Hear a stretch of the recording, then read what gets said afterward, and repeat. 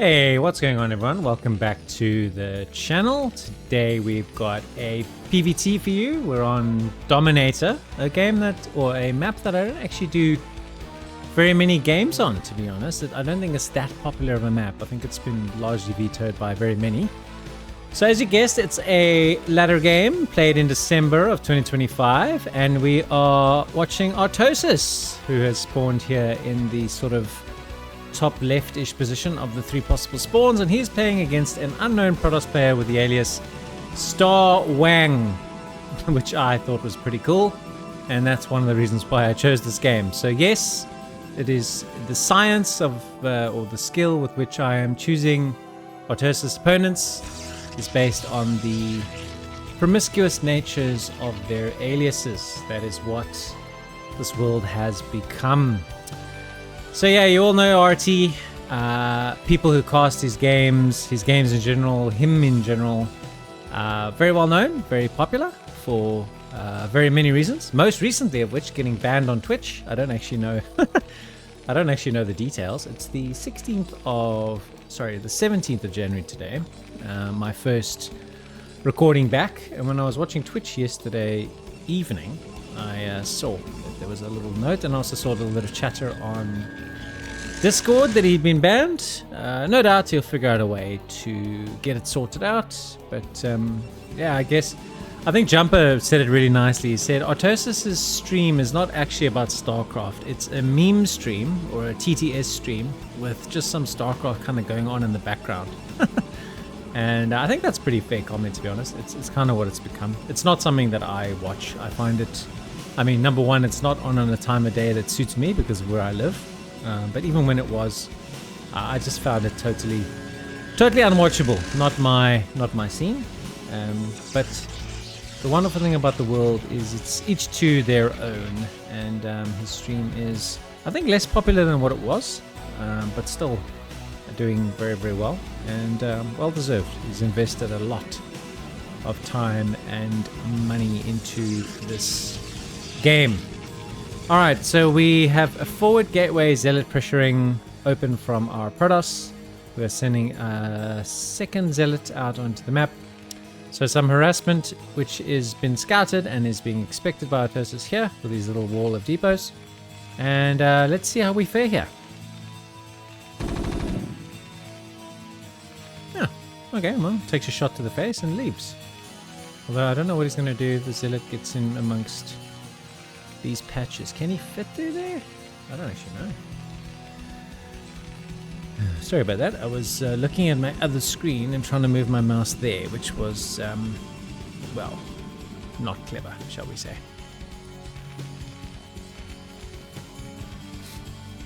I really hope he's waiting for the vulture. Okay, so now we should be golden with the vulture here. Although we've managed to wedge our vulture in with the SCVs to the point now where we lost our vulture. But zealots have been tidied up. There is a dragoon on the way, probably just to foresight a bunker. Although RT seems like he's got other plans here, so the zealot's suddenly backing away. And we still don't have a nexus. What are we doing behind this? What are we doing? 2 gateways. 3 gates on 1 base. This, by the way, is an A rank game. Last time I checked, this is not how this is played. He's also making a shield battery, which I think is going to be a potentially futile investment. I think his probe had scouted the Marine move out, but it seems to be pulling back. This is bizarre. Like I don't expect to see such. Can I be blunt and say bad? I think I can. Such bad play from an A rank Protoss player, but this is bad play. Your Terran opponent is expanding. Your Terran opponent has got a factory that is making vultures. You know, your Terran opponent is going to be in a position where they can scout the fact that you don't have a nexus very soon and adjust.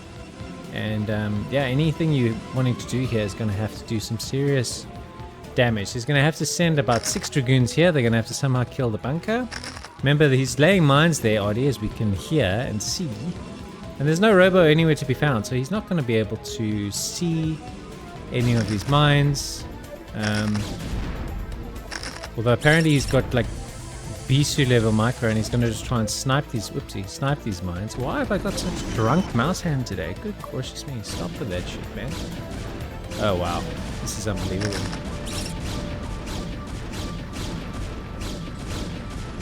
Yes, it does have the... Gonna have to get a few more marines here. Still no nexus behind this.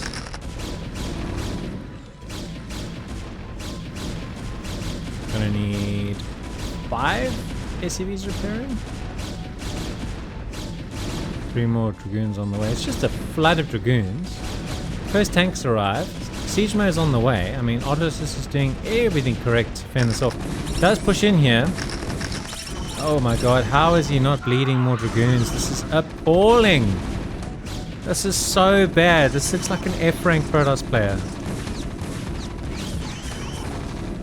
Runs all the way in here because apparently sacking 8 dragoons for 1 tank is a good trade.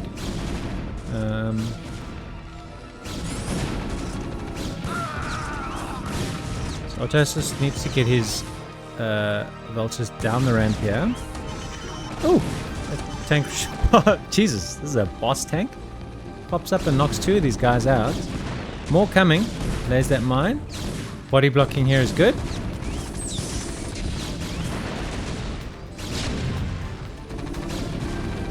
Sieging up here as well. And he's finally going to pull away in what has been only describable as a clownish open from our Protoss. It does have 5 dragoons and hopefully no intention of diving on this again.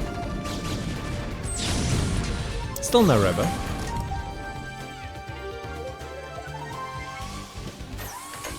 Two tanks in siege mode. Artosis hasn't missed his macro here. He's got 41 workers. He's been pretty good with that.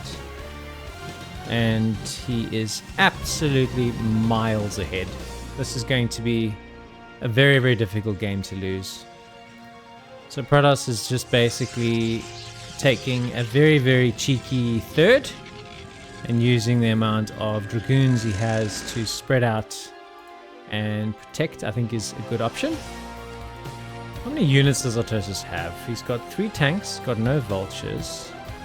It's probably the only comment I would make here is that he would benefit massively from having a vulture on the map. He should be able to get one out now pretty quickly, just to try and come in here and confirm the timing on the 3rd. Also getting some scanners up wouldn't go amiss, because his lost condition here would be like a Reaver drop that does some serious damage and helps Protoss get aligned again on workers and macro. That's pretty much it. If Artosis just plays a solid game, doesn't make too many mistakes, he should just be able to mass up some macro, roll up across the map and wreck this fool. So let's see how we go. I was actually intending on sharing an idea of mine that I have. It's called Fire. It's not my idea. It's an idea that's used in the investment world. Fire is, in this context, an acronym, and it stands for Financial Independence, Retire Early. And it's something that I'm planning on trying to implement myself. I've made a decision that I want to try and retire at the age of 52. So I'm 40 now, so I've got 12 years to build up enough wealth to be able to do this. So he does have some vultures on the map. And we are moving across with some tanks that we've kind of bunched up here. And a bunker. So we are camping? It's the best way I can think of describing this. Over here, making a citadel. Very compact base layout. I wonder to what point and purpose though we're doing this. So here we go. I'll just kind of zoom out on what we're looking at here. So first is kind of blocking this mineral only off, limiting the amount of spaces. Our Protoss seems to have stopped making workers too. Only 44 is good enough. Making 5 goons. Probably do with getting this gas online. So Archie does run in here. And yeah, now this is looking like pain. Picks up probably 2 or 3 workers from that, so not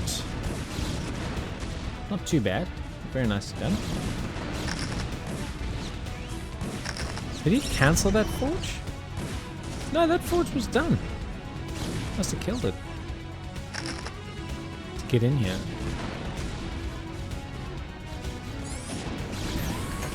This has just been bizarre.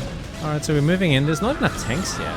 Like, I'm really not sure what the purpose of this was. That's a very good mind drag.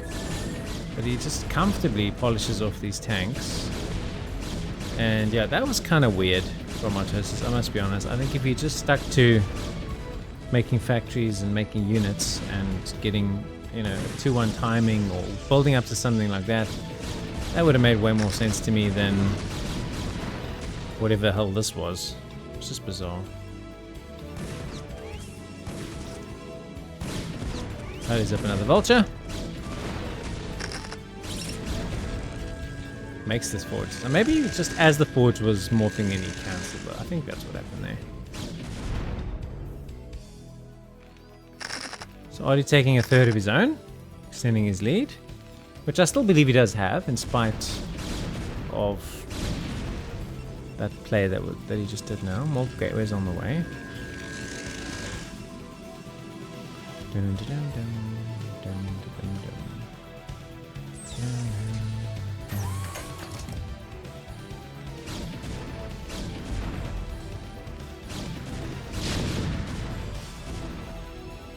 Don't know what he's trying to achieve here. Perhaps just confirming the timing on the third.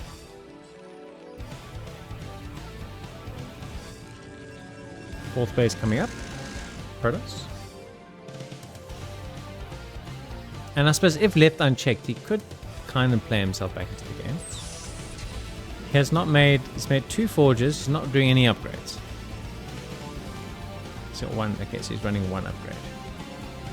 He's got the money for 2. And now taking a 5th. Okay, so Artosis does scout this. To me, this is an invitation to unsiege everything you have and attack.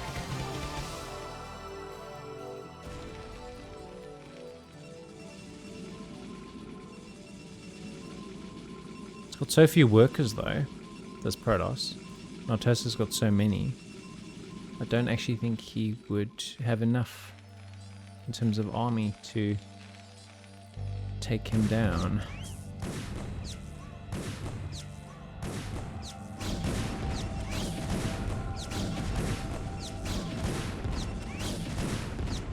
The saddest little fight I've ever seen.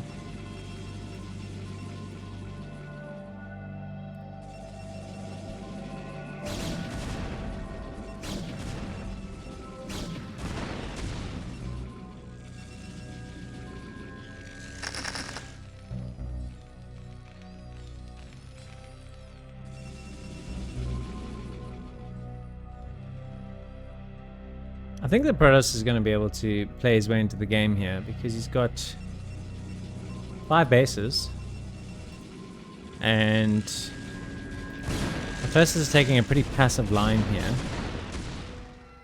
It's got a lot of workers. 1, 2, 3, 4, 5, 6, 7 factories now. 1 armory here. So it's just doing the 1 armory. Expanding again. So I think his macro is strong.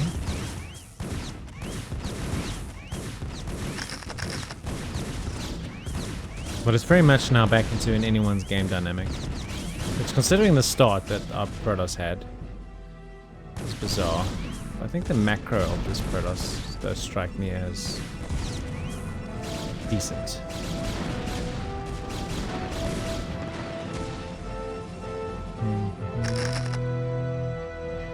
And is Artosis making enough tanks?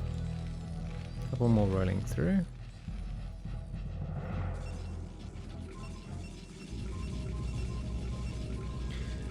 Okay, so back to fire. Alright, so Between the age of 40 and 52, have to accumulate enough wealth to retire. Now, the first thing that you need to understand is, what is my definition of retirement? I think a lot of people define retirement as you no longer have to get up in the morning and go to work, right? I don't think that's a very good thing to aspire to. I think retirement should mean that you have financial independence, which means you no longer really need to work. You work because you choose to. And that would be my definition of retirement as well, is I work on my own terms. I can work when I want, and I can work where I want. So location and the amount and duration are the two criteria. So if I'm doing something that I really enjoy and I'm doing it wherever I want for as many hours of the week or month or year that I want to do, in my opinion, I have met retirement. Because, and the other criteria, of course, is if I don't earn a significant amount of money from the work I choose to do, it doesn't matter, because I am able to live adequately off of my investments. Again, just a random pot of tanks, kind of just parking here. Once again, going to be picked off. Lots of zealots. This is like Gateway Man at its absolute core here from our Protoss. They've got nothing else going for them. They're literally just doing gateways.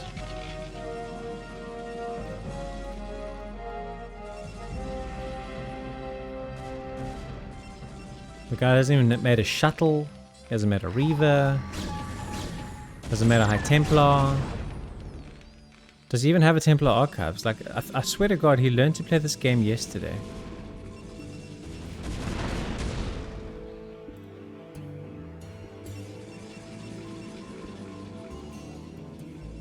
He's running around with 1-1 ground units. He should, in theory, not be able to do this unless he has a Templar Archive. So it must be some way. So you can't carry on with the upgrades unless you get it. Ah, here it is. Okay, so he's got the Archives. I don't see a storm anywhere though. Okay, so here he's just bulldozing through the eye of a needle. I heard a storm. Okay.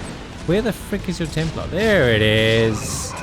There it is. You can storm all these beautifully clumped up tanks. But Mr. Starwang is not getting any penetration there at all. Artosis is beautifully poised, just waiting to be attacked into. What a Christmas present that is. So this last component of this fire is, how do you build this wealth? And the answer is that you acquire an investment property every 1 to 2.5 years over the 12-year period. And you go, well, how do I do that? Well, first and foremost, you need to be paying off a property that you live in. So you need to own the house you live in. That's the key point. Once you own the house you live in, you need to earn more money than what you spend. Again, it sounds stupid, but it's obvious. My target is double. So I need to make twice the amount of money in terms of income than what I need to spend. If I can do that for a 12-year period, and increase that so that eventually I earn 2.5 to 3 times as much money as I need to spend, then every asset you acquire, every property you acquire, you can rent out, and you can use that income to cover the cost of that asset. And if you do have to subsidize it slightly because you can't rent it out for more than what it costs you, there are tax write-offs and stuff like that that you can get. And over time, you build up enough equity because of the capital appreciation of asset number 1. And there's like a whole graph, and I mean, there's lots of math to it. And you know, if this was a personal finance channel, then I would happily go through that detail. I am a CPA qualified accountant and all those good things. But I think what I will say is it is surprisingly straightforward to build wealth. It's not easy. There's a big difference between those two words or phrases. But surprisingly straightforward. You can build wealth, you can plan for retirement as long as you just stick to the rules. Where most people fall down is they do stupid shit, like they spend too much money, they don't invest, they get divorced. That's a great way to ruin your financial prosperity. Go get divorced. This is just Gateway Man with Storm. And Doing okay. Although we're now down to our dragoons. And we don't have much else left. A lot of our bases have been taken though. So a semi-decent engagement from Protoss. Taking yet another base here. So from a very macroly weak start, he has certainly got his worker count up to 70. And the problem is he's got so many workers now that every time he remaxes, is that going to be enough units without Reaver, without Arbiter, without shuttles? Shuttles and Zealot bombs are a huge factor in this matchup, particularly in the modern meta. This guy clearly doesn't watch any any pro players play. He just goes with his little sledgehammer approach and hopes for the best. But yeah, I don't see people do this. He hasn't even made one shuttle the whole game. He hasn't skipped Reaver, no shuttle. He's just doing a very, very basic strategy, which doesn't require a whole heaps of APM. I mean, it does help a little bit that you can control your army to throw down and get the storms down that you need. But yeah. So when you hit a new year, like we've just started 2026, although it's, you know, by this time this game's out, it's probably in the middle of February, but it's the first recording I've done, first recording day today, 17th of Jan, and you just come off that thing where you're like, well, what are my plans, what are my goals? I bought a home in Australia last year. It was a very, very big milestone. It's something that is pretty difficult to do. And when I sat down and I crunched the numbers and I thought, well, what is my plan now? I thought to myself, let's go with this fire strategy, man. You've read about it, you've heard about it, just do it.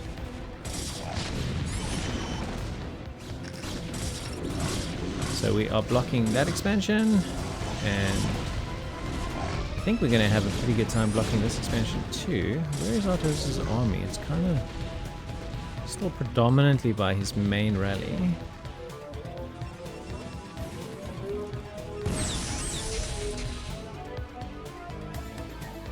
Successfully knocks down this somewhat... I mean, this was, if we look at the context of the game, this was definitely a Terran base that Protoss kind of just snuck. So good on RT for knocking that down. This one as well is a Terran base, and I think he needs to work on re-establishing this. Does have speedy observers with his army now too. So really is taking up his life. This is not a very good idea. Clearing these mines. Sort of randomly placed depots. Oof, that was quite a storm on those SCVs. Got himself a decent chunk. Every single one that was mining there is now gone.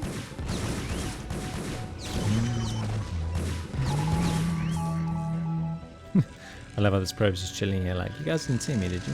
Okay, cool, nice. More storms. More storms again. Mr. Starwang has got so much money because he's been able to pick up so many bases. It's just reinforcing at an absolute rate of knots.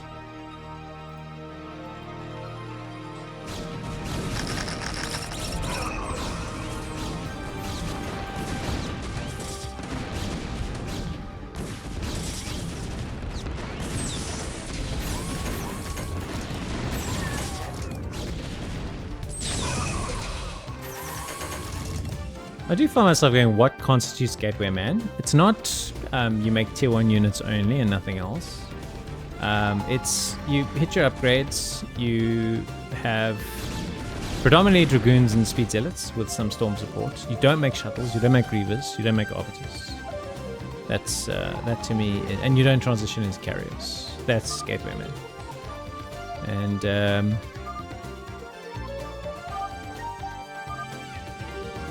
random unranked cheese. Okay, wow. Wow. Okay. I didn't expect the salt to just come out of left field, but there it is.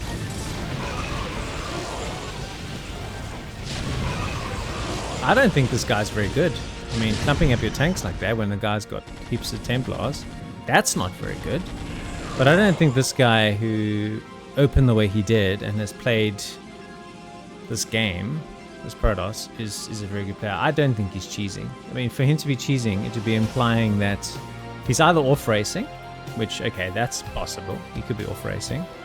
In fact, that would make some sense because he's played, from my point of view, pretty poorly from a Protoss perspective. Like, I understand the Protoss side of this match very, very well, and he's been terrible in most facets of this match. But I think he's going to end up winning. I'm sad to say, because he's just got too many bases. And Artosis is going to look back on this game and find himself going, I should have attacked a little bit when I was being very passive, and I should have prioritized units instead of macro at certain points there in the early and the mid game, because he made himself heaps of units, he made himself a few bases, but our Protoss just spread out and managed to catch up and overtake him.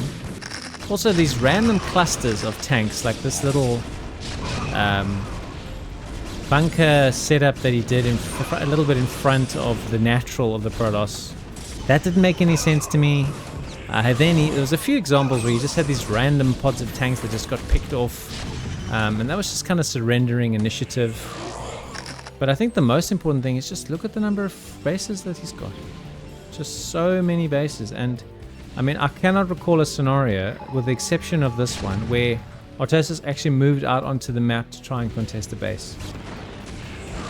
If you let Protoss get that much economy, you're not going to stand a chance, and it's got nothing to do with smurfing and not smurfing. I just think strategically, this Protoss made heaps of missteps, but unfortunately Terran just made a few more missteps.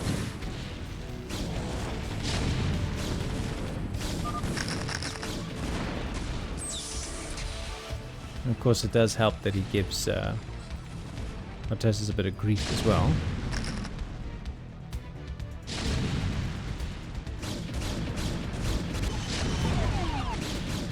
I mean, what does this attack achieve? Just leaves the game. Okay, well, that's fine. Look, guys, I am not, as I said before, I cast Artosis in good fun. He is much, much, much better at this game than I will ever be. He knows much, much more about this game than I will ever know. I concede both of those points, hands down, no problem. But we watched that game from that Protoss's point of view, and he was appalling for most of it, and he had no business winning. But why he won is simple. Look how much money he got. You know, like you can't beat anybody, whether they're a Smurf or not a Smurf, if you don't shut down and contest for bases. And that was really the story of this game. Anyway, thanks so much for tuning in, guys. Sorry for the waffling on the fire, but I think it's just fresh on my mind, and I kind of have this idea where I want to share a little bit about me and some of the cool things that I'm thinking about on my casting journey. So if you're a regular who hasn't yet, please do hit that like button and subscribe. And if you're new, obviously that'd be cool if you can do that as well. I'm here 3 to 4 times a week. Thanks for tuning in, everyone, and I will see you again soon. Take it easy.